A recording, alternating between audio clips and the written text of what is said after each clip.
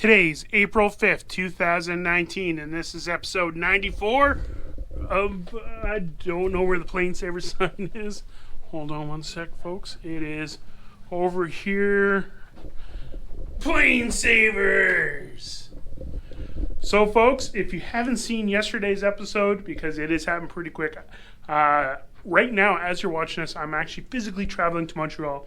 So my last day in Yellowknife, I made 2 episodes. If you haven't seen that episode, check it out and then come back to this one. Or you can just watch this one. So you can see the mess here. And what I was doing was I was drawing a picture for the Canadian Harvard Aircraft Association for their annual general meeting. Yeah, so I'm probably talking right now and using me drawing time lapse as, voiceover. So hopefully hopefully it's going good. Hopefully enjoying this time lapse brought to you by me. Okay, here it is, Mike. I'm going to be sending this to you. I'm going to be sending an email. I'm going to take it to the Buffalo Airwear store, and as soon as they get an address, this is going off to you. So hopefully you like it. I kind of like it too. So hopefully we can find a good home. Okay, folks. Yeah, last day in Yellowknife. Oh my God, this is officially the last episode in Yellowknife. So as you're watching this, poor Stuka, the dog, is sitting in the belly of an airplane. On a few episodes ago, I described what we had to do to get Stuka there, our dog.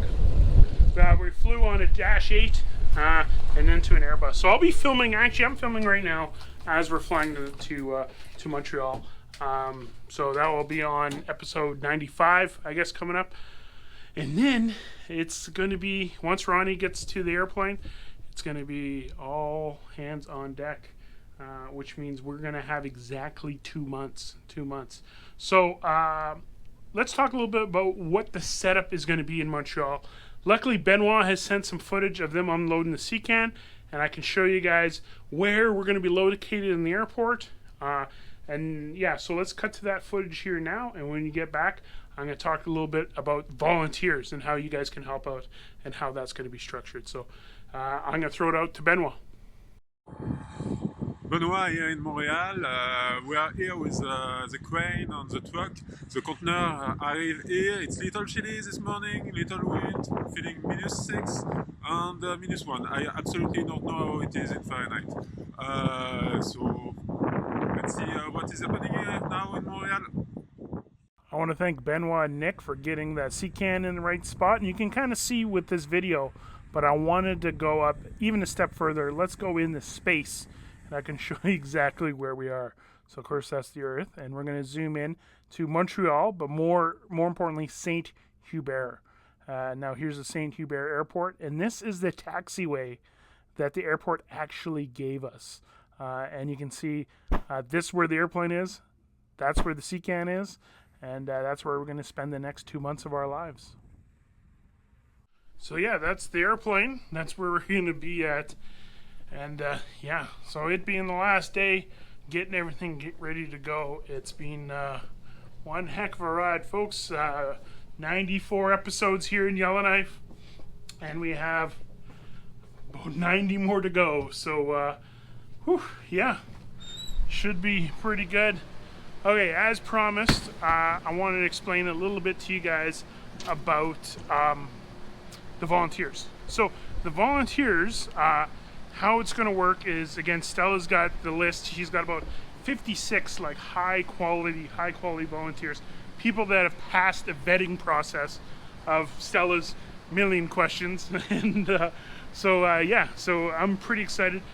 So once Ronnie's on the road, so Ronnie's going to be on the road hopefully tomorrow. We're going to know what time he's going to get into Montreal roughly, and that will be our first day. So the first task on the DC-3 will be taking the wings off, which seems like a big monumental thing, but it should only take a couple hours, hopefully. So we're going to drop the wings, put them right on the ground so they don't blow away, and Ronnie's going to have to do check the attach angles. There is an AD, but I believe we're compliance with the AD, as because it was done blah blah blah, a lot of weird paperwork stuff. But anyway, we got to double check because that is a showstopper. If these wings, if the wing roots, the word is escaping me right now, the attach angles, if the attach angles are no good, the airplane, we might have a dud project. So we got to go in and get that figured out first. So once we know when Ronnie's going to be there, I'm going to give Ronnie basically a day with the airplane by himself, so he can just kind of, you know, zen with the airplane. And then we're going to put out a request for volunteers. So the first set of volunteers is going to be the easy part, straight labor, unbolting the wing, and then doing that kind of weird stuff. So we have a brand new bolt kit for the wing, which means all the new bolts to put it back on, but I don't think we're going to put it on quite yet. I think we're going to work on it without the wings on for now. All stuff I'm going to be learning along with you. Yeah, so I'm here in the shop because the one thing we never got to film, folks, is the stitching. Dan Jones has been too busy flying the Electra this turnaround, which is good because that's revenue. But yeah, so the stitching, maybe Dan can shoot some cell phone video for us. That's what he's talking about, stitching this onto this elevator. So we're not going to be using this elevator on DTD, as we got the elevators, old elevators, or I shouldn't say old, used elevators, new to us from JCam. So yeah, Dan's going to get those elevators, and that elevator is going to find a new home on one of the Buffalo airplanes. So I apologize for not being able to film Dan stitching, but we'll try to make it better. A real fun fact that I'll tell you, that see this bench here? You see how old this bench is? Like, what would you say? Would you say that bench has been there 20 years, maybe 30 years? This is a brand new bench, or at least it was. There was a TV show that we shot in the hangar and I helped out with, and I had to keep a big secret. It was a show on CBC called Arctic Air, and it was basically just ice pilots, but the drama version. And Adam Beach, my buddy, was the lead actor on it. A lot of good friends of the cast and crew. Actually, Ken Brooker, who's one of the location manager, he's actually in town this weekend. I'm rambling. So anyway, what does this have to do? Well, they bought brand new set pieces because they're filming in the hangar because they didn't want to use ours, and they made them look old. So someone had to spend the time and make that look old, and now it fits right in. So you just never know with this place. So I'm happy to announce that a lot of my friends are at Sun and Fun right now, having a blast. I've been seeing all the Instagram photos and everything. Flight Chops is there. If you see Flight Chops and you're Sun and Fun, tell him Mikey says hi. And yeah, so anyway, we have our man on the ground, Mr. DDay Squadron himself is there at Sun and Fun. We had a taste of it yesterday or the day before. I can't remember what episode we were on. But anyway, let's cut to the chase. I got the man on the ground, Mr. DDay Squadron himself, at Sun and Fun to give us the 411 on what's going down in Florida. Let's shoot to that now. After that, while you're doing that, I got to start cleaning up PlaneSavers studio and packing up everything because we are leaving tomorrow, and I can't wait. So enjoy Florida while I go to the cleanup. Bye.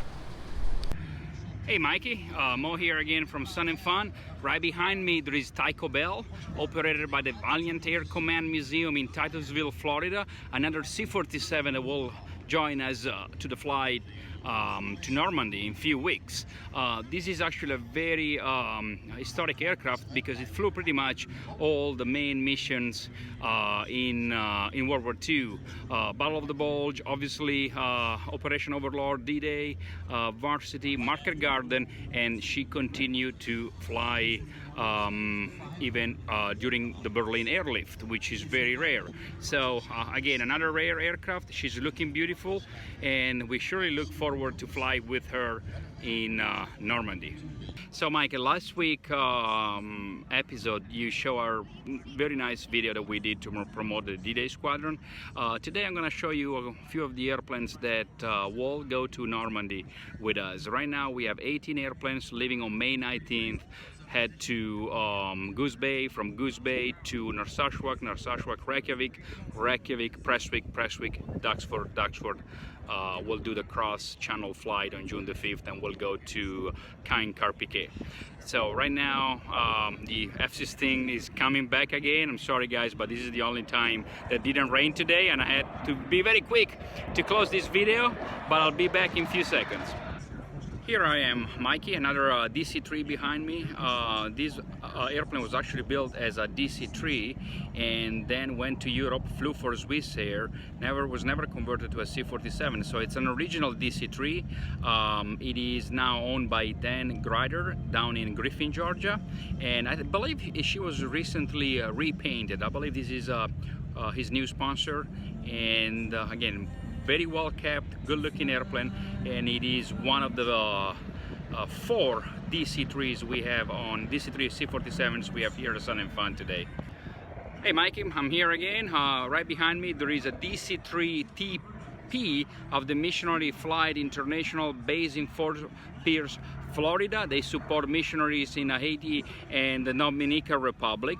Obviously you guys can see this engine right here. It's not your typical DC-3 or C-47 engine. Obviously it's a turboprop conversion, but it's not Basler. In fact, this airplane was actually converted in South Africa. It's kind of funny because they have a sign that it's FAQ, and the last question is this a Basler turbo conversion airplane? And obviously it's not. I guess they get this question asked a lot of times. You can actually see the engines are a little more streamlined than your regular Basler engine, and they kind of stick out a little bit more.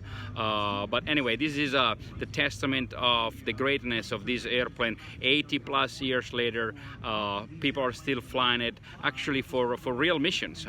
So I think it's just really amazing. Mikey, this is the end of day 3 of Sun and Fun, another beautiful day of flying, and thanks to Sun and Fun for hosting us. They were great. Thanks to you, Mikey, for allowing me to do these little clips. I hope your fans enjoy what I did. This was the first time doing it, so I hope I didn't sound and look silly. Try to do my best. Thanks to all you guys for supporting us. Keep supporting us. In fact, our website is DDaySquadron.org. We're still raising money to offset the cost of flying the airplanes to Normandy. The next event of the DDay Squadron will be in Peachtree City, south of Atlanta, April 27th and 28th. It is the CAF Commemorative Air Force Dixie Wing 17th World War II Heritage Days. They're expecting 65 World War II veterans and 12 confirmed D-Day veterans, as well as 4 airplanes, the Liberty Jump teams. It's gonna be a lot of fun. So please come on out, keep supporting the D-Day Squadron. And Mikey, thanks again. You're a great guy, and we appreciate your support. Bye. Mikey, how's it going, buddy? So Chucky, I haven't seen you in a while, so I thought I'd come and see you. are you gonna miss me? Maybe a little, yeah. Not too much. I don't want to let that go to your head. So when are you leaving? Friday, eh? Tomorrow. Tomorrow? Tomorrow, 1 Friday? o'clock. Tomorrow, Friday? Yeah. You think you'll be able to handle it? Who? Like you might be able to handle it, or me? Oh yeah, I think I can handle it. Yeah. Oh yeah, pretty well, pretty good. That's pretty good. Yeah. So you got 1 Electra, the other one's in C check right now. One's a C check. And when's firefighting start? Well, that's kind of starting now. Yeah. So in you a got lot of ways, right? So Boys you are got- down where in? Where are they down in the States? yeah down in Florida, not at Sun and Fun. Lauderdale. Fort Lauderdale. Yeah, I think Fort, so. yeah, Lauderdale. Yeah. They're not. I don't know. They're actually in Fort Lauderdale. I think they might be a little out of town there. Yeah. Well, you gotta So keep them another month separated. from now, I think the electric program's going to be starting here or something. Something going on in a month from now, Yeah. I think. So everybody's been asking how you been doing. So how you been doing? Doing Pretty good. Doing good. How's the dog? Stuka's sister, Jamie. Yeah, my dog, doing Yeah. good. Doing good. Yeah, but the other one, the little guy, shitting all over the place. Really? Yeah, I think that dog's rebelling. Rebelling, eh? Yeah, it's shitting all over my house. That's some potty language. Yeah, yeah. Cool. So you want to say goodbye? Because I guess unless you come to Montreal, that's a wrap on. Just wait. Well, just wait till you get real desperate. You know, you need some expert help. Like Rod. Where's Rod right now? He's got doggy issues. He's got dog issues. Yeah, he's in Edmonton with his dog. Oh my God, that poor man. Hey. So yeah, so this might be a wrap on season 1 of PlaneSavers for Chuck. Actually, Yeah. Unless we get Chuck down to Montreal, but All depends, man. Going to get busy around here. Not going to be a lot of people here either. yeah, no. Here's the issue. Because everybody's going to be going on contracts. We're going to have very little people to begin with. And I'm stealing people too. Hey? And I'm stealing people too. Who? Oh, Ronnie. Yeah. Yeah. Yeah, there's not many left, man. Yeah. No, it's all good. So, yeah, I'm just in PlaneSavers studio here packing up. As you can see, it's quite the mess. Yeah, it is. You better get a little organized around here. This is actually pretty sad. I'd be actually pretty embarrassed. Well, it's not like thousands of this people is just are watching. totally dysfunctionally disorganized. But Yeah. that's what it takes to do a daily show. So, yeah. Well, I guess I'll probably end the episode right here with everybody. So, hopefully, Chucky, do you want to say goodbye to everybody? Yeah, see you guys later, man. Might see you in Montreal or Quebec. I don't know. Who knows? You never know what's going to happen with the summer, buddy. You never know. Okay, guys, next time you'll see me, I should be on my way to Montreal. So the next episode will be me filming, going to Montreal, and then we'll see the airplane. And there we go. So this is it, folks. This is a wrap on Yellowknife, unless something major happens, I have to come home. But that, yeah, so 2 months Montreal.